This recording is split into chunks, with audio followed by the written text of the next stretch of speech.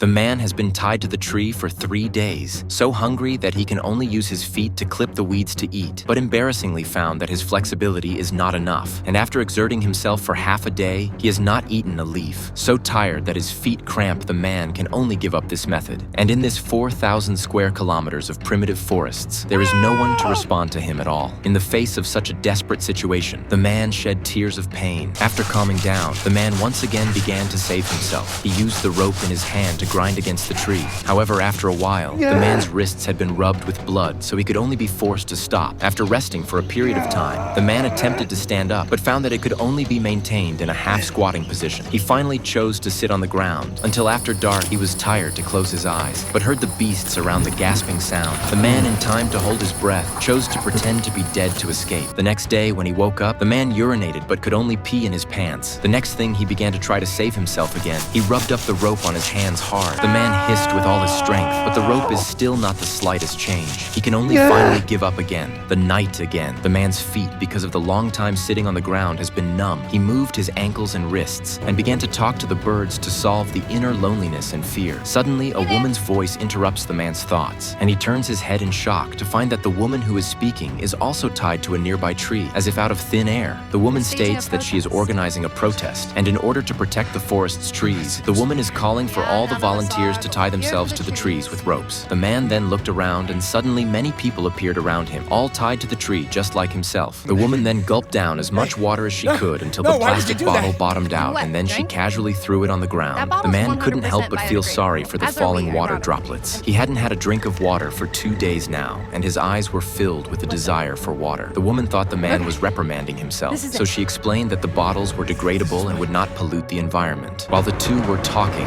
a roaring sound came. The woman heard it and immediately took out the hand sign she carried and led the crowd to protest together. The man had not yet understood the situation when he saw the crazy scene.